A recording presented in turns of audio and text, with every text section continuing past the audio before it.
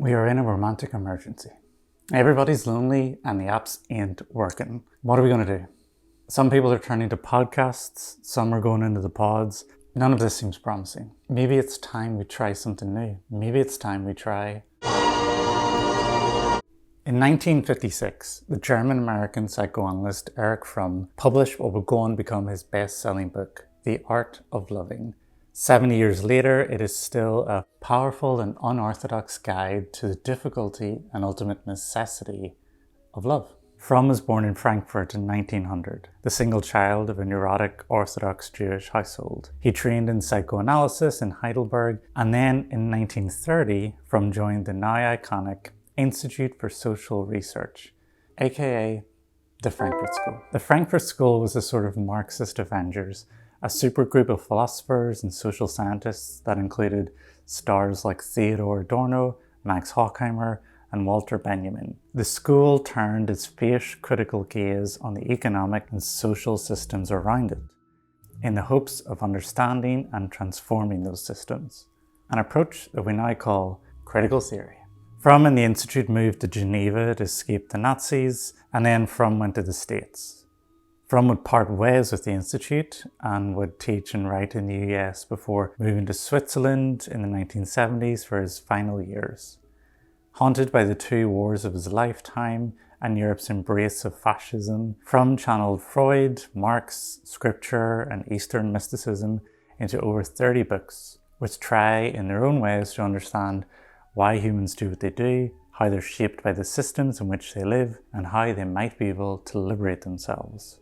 His investigations into the appeal of authoritarianism have drawn particular attention over the years. Fromm was active in anti-war circles and was a founding member of Amnesty International. All in all, a good egg. Fromm's work is full of essential insights into human nature and behaviour, but The Art of Loving is probably his most accessible and digestible work, coming in at a sprightly 130 pages and dealing with a subject close to everyone's, well, heart. There are moments when the book does show its age. It's super hetero, for example. But the book's skepticism of traditional models of romantic love, its warning about how capitalism distorts relationships, and its insistence on radical self-improvement make it a book particularly primed for the current moment. Fromm's basic conception of human character is that we are, at our core, alienated, evolved animals burdened with separateness. All cultures, for him, are forced to create ways to overcome this separateness, to achieve some kind of union or connection. In pre-modern cultures, this was usually done through ritual, ceremony, and natural drugs. For Fromm, most of what we do during our life, whether it's drinking, sex compulsions, or the production of art itself, is, on some level, an attempt to resolve or fix the anxiety and loneliness that come with this separateness. For him, all of these coping mechanisms are in some way partial or unhealthy or unsustainable. The only long-term solution to our troubles is love. It is both totally essential and, for Fromm, grossly misunderstood. Fromm's basic thesis is that, contrary to the shallow and possessive forms of it we see in magazines and movies, love is most usefully defined not as a feeling or a state one is in, or a thing that you may receive, but rather a personal practice or an attitude, a way of facing and participating in the world. So he says, love is not primarily a relationship to a specific person, it is an attitude, an orientation of character, which determines the relatedness of a person to the world as a whole, not toward an object of love. If a person loves only one other person and is indifferent to the rest of his fellow men, his love is not love, but a symbiotic attachment or an enlarged egotism. Fromm may have been inspired to write the book after meeting his second wife, the Jewish refugee Hannah Goland, but his expansionist vision of love is an attempt to rescue love from the monopoly of the couple. Fromm's psychoanalytic eye saw how people get wrapped up in their shared stories and retreat from the world into secure cocoons. Indeed, Fromm calls erotic love, i.e. exclusive heterosexual love, perhaps the most deceptive form of love there is. He says, one can often find two people, quote, in love with each other who feel no love for anybody else. Their love is, in fact, an egotism à deux, They are two people who identify themselves with each other and who solve the problem of separateness by enlarging the single individual into two. They have the experience of overcoming aloneness, yet since they are separated from the rest of mankind, they remain separated from each other and alienated from themselves. Fromm's vision of love is more social, more democratic, rooted in Jewish and Christian scripture and its insistence on justice. Fromm emphasizes an unselfish, unhierarchical vision of love, which prioritizes things like mutual independence, growth, and an honest attempt to live in reality.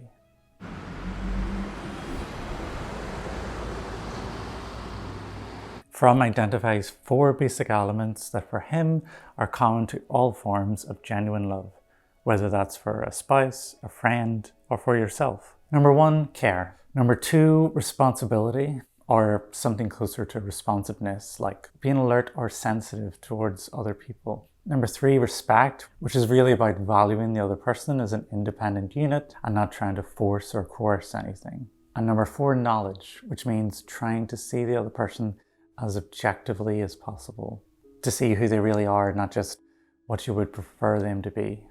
But actually practicing this kind of evolved love means having become sort of evolved people ourselves, which for Fromm means basically maturing, overcoming narcissism and selfishness, and becoming someone who is productive and active. Not in the sense of being busy or generating profit, but more like the Greek concept of activity. Someone who is internally rich, contemplative, in command of their powers, and able to connect with others and confidently engage with the world. And this is what Fromm is really interested in impressing upon the reader. When the book turns from theory to practice, you might expect something like a guide, some sort of actionable advice on how to turn loveless losers into giga-chads. Fromm says no. The internet is bursting with 10 simple steps, or the one trick they don't want you to know, tactics, video walkthroughs, courses hidden behind a paywall. But Fromm offers none of this. He speaks to the reader like a weary sensei, admonishing his impatient Padawan. When it comes to the art of loving, he says, you can't really learn it from a book. Partly because everyone is so different and what they need is so different, and partly because the practice of loving isn't something that can be learned directly. It has to be approached from the side, at an angle. He says, one does not begin to learn an art directly, but indirectly. One must learn a great number of other and often seemingly disconnected things before one starts with the art itself. So an apprentice in carpentry begins by learning how to plane wood. With regard to the art of loving, this means that anyone who aspires to become a master in this art must begin by practicing discipline, concentration, and patience throughout every phase of his life. Easy, right? Fromm complains that modern man has become undisciplined, lazy, drawn to leisure, unable to sit with himself, easily distracted by novelties like the radio, his attention diffuse and fragmented to an extent, quote, hardly paralleled anywhere else. If only he could see us now. The only concrete suggestion Fromm offers in the whole book is meditate twice a day. 20 minutes in the morning and 20 at night.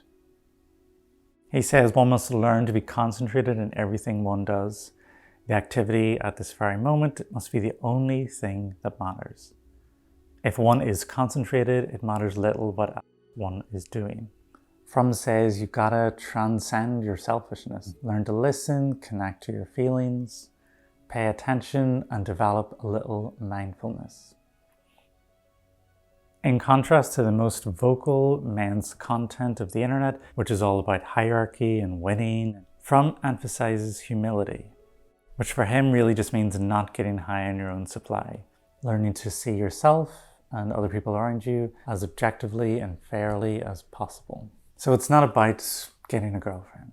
It's about sort of waking up, snapping out of the fog and passivity that Fromm sees everywhere in bureaucratic Western economies. He says the capacity to love demands a state of intensity, awakeness, enhanced vitality, which can only be the result of a productive and active orientation in many other spheres of life, If one is not productive in other spheres, one is not productive in love either. Fromm tells his readers to take risks, to have faith and courage.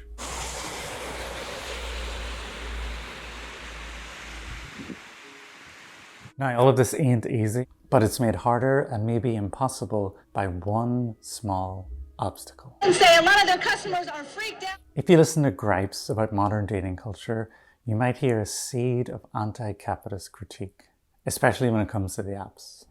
People who are sick of the apps often complain about how they turn romance into a kind of shopping, where everyone's a product to be marketed, where your individual humanity is stripped away and you become a disposable commodity to be returned to the store at the buyer's whim.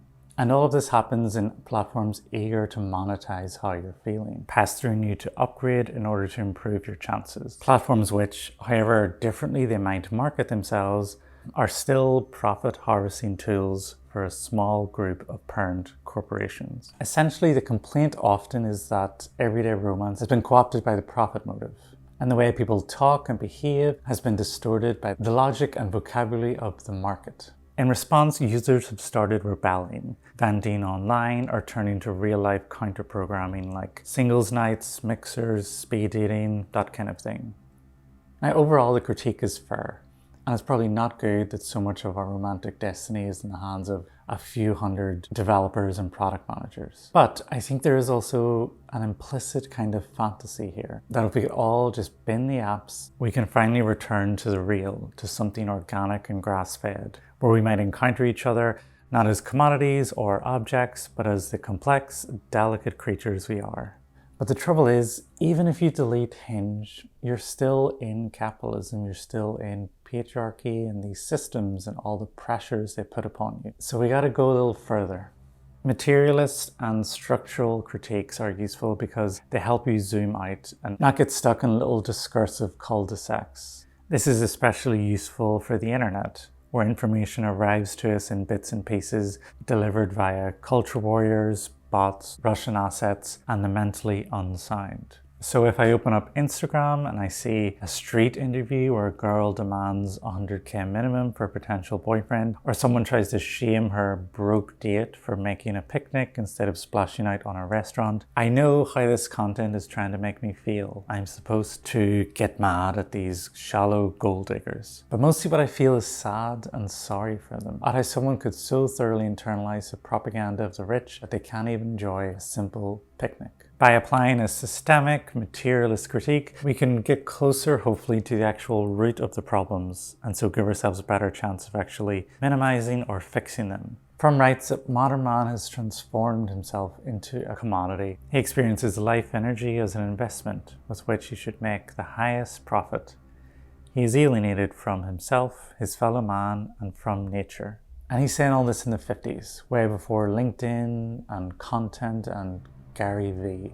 Ultimately, Fromm is extremely skeptical if it's possible for the kind of genuine love he's talking about to blossom under the current economic order, and the way it incentivizes selfishness, hierarchy, competition, and superficial dreams of man-made things. He says the principle underlying capitalist society and the principle of love are incompatible. If man is to be able to love, he must be put in his supreme place.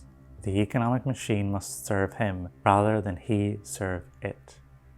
So that's it really. Just revolution and total self-transformation. Or, I don't know, by this guy's course.